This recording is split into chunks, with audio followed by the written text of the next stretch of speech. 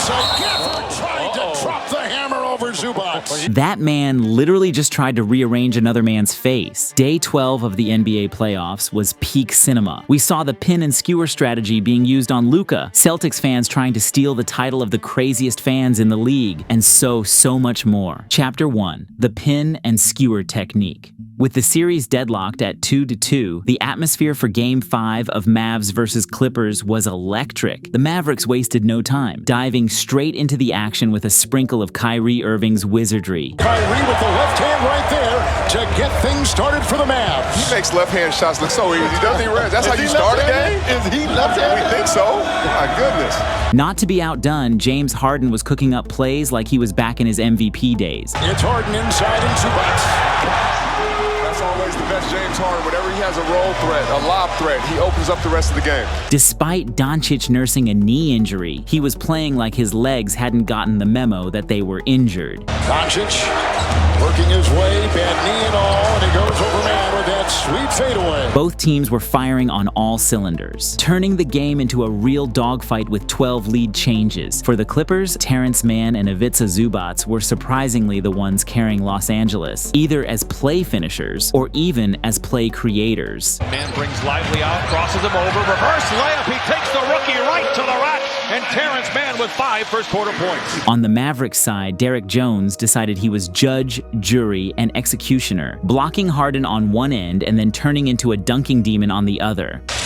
Jones defending Harden, and it's a blocked three-pointer. Got it. And it's a leak out by Jones. Great pass by QB1 Luka at flight 55, soaring over Southern California. However, even though the Mavs were shooting a miserable 10% from downtown, they somehow found themselves up 1 going into the second. In the second quarter, the Mavericks changed up the coverages, going full white on Rice on Harden. Harden, nice move. Recovery, P.J. Washington blocked it from behind. But try as they may, the Harden-Zubac pick and roll was still giving them nightmares. Harden up high, Zubac! 5 of 5. The Clippers then started exploiting the pin and skewer strategy, zeroing in on Luka defensively and targeting his tender knee. Doncic, they've been hunting him with this knee. Harden puts up the shot.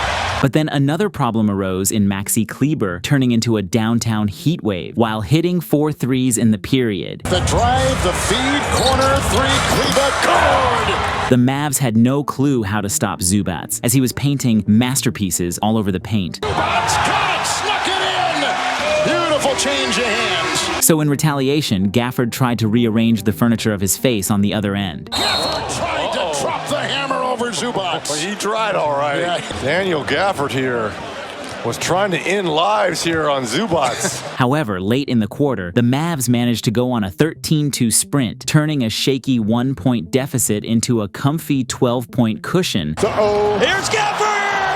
That is a banger! Kyrie Irving on the long alley-oop pass, and it's Gafford throwing it down. And while the Mavs had figured out their long-range shooting woes in the second, the Clippers had caught the cold bug, going a tragic 0 for 7 from downtown and trailing by 10 at halftime. As the third quarter rolled on, the Mavericks blazed through with a 14-0 run. Uncle Drew was practically in another galaxy with his moves. Oh, it's picked up, pickpocketed right there by Irving. He goes behind the back, he goes in a power. He got it, he scores! Did you see that? He scores! What a play! Reg, I saw it, but the defender did. Oh my goodness. The Clippers' struggles from distance continued, Shot clock at 2. In the corner, 3. No, man can't get it. with Derek Jones Jr. turning into the ultimate clamp master on defense. On top, shot clock at 9. Look at the defense here by Jones. Look at this. George dancing with the handle, shot clock at 3, takes it into a fray, outside it goes, man over Doncic to beat the buzzer. Missed it all, shot clock violation. Despite being crowded by the Clippers, Luka went full scorched earth, dropping 14 points in the quarter. Here's Doncic wheeling inside in traffic and got it to go. Count it, the foul. Doncic. Zubac's out there. He might like that matchup. Let's see if he tries to exploit. Stopping, starting, backing up, and knocking down the J. But just when playoff P was starting to look like he was finally finding his groove, George, 3. Got it. Maybe this can get DG going here. Sets up with the shot clock at 9 and a 3. Another one! George sinks 2 in a row from distance. Josh Green was there to throw a wet blanket on that little fire. The corner, Green, three, hit by Plumlee. It goes down. Plumlee the foul. In the fourth quarter, the Mavericks decided it was time for a little show and tell. They went on a 12-1 run, stretching their lead to 29 points. Doncic, Tucker's right on him. Three, Irving, good! Puts it down. 6-point swing right there.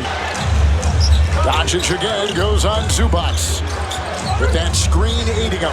Step back, it's a three, and it's good! And it wasn't just about their offense. Their defense was shining too.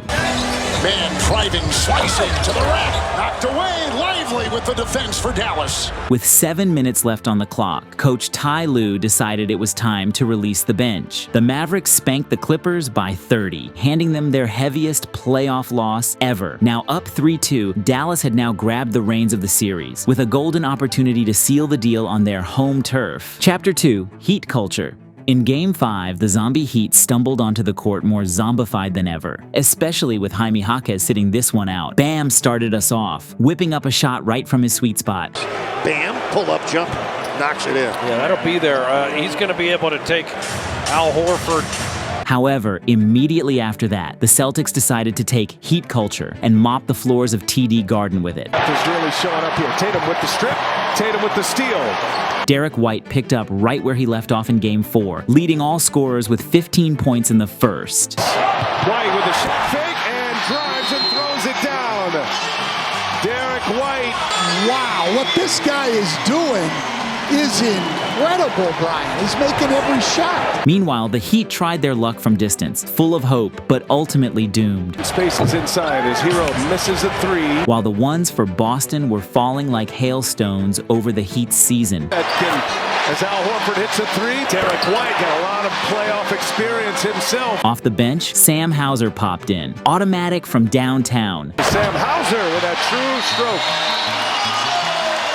Hauser off the bench, knocks down a three. The Celtics owned that first quarter, shooting a blistering 67% and leading by 18 points. Come the second quarter, the Heat's hopes continued to melt. Trying to get by Adebayo, gives him a fake and scores it inside again. The Celtics, feeling fiery, blazed to a 14-2 run, bumping their lead to a mountainous 30 points. Jesus Brown is fouled, scores it, chance at a three-point play. All going Boston's way early in Game 5. Bam and Hero were the only melodies in the Heat's otherwise silent offense. Here's Adebayo, and he's fouled, and count that.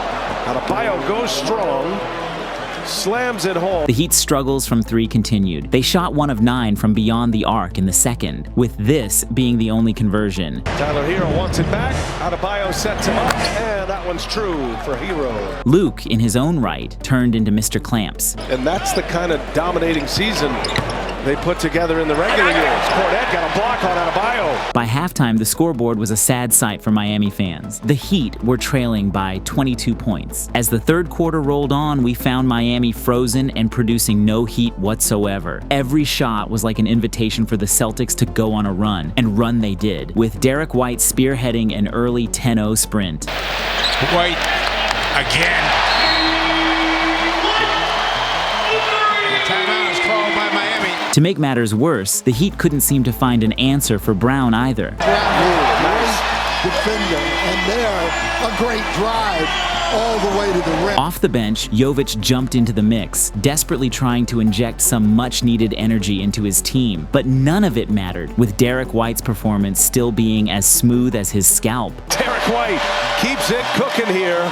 By the final quarter, it was pretty much mop-up time, with Celtics coach Joe Mazzulla emptying his bench early. I don't think they're going to get to 40 because Joe Mazzulla is emptying that bench. And despite the deep reserves hitting the floor, the Celtics never wavered. Look at Hauser, he's feeling free. Rains in a three. The Heat were completely blown out, and off to Cancun they went. As for the Celtics, they were now marching on, ready to take on the winner of Cavs versus Orlando. If you end up enjoying this video, please subscribe. It's free, and you can always change your mind. Anyways, wherever you are in the world, be the GOAT of that moment. Stay GOATed.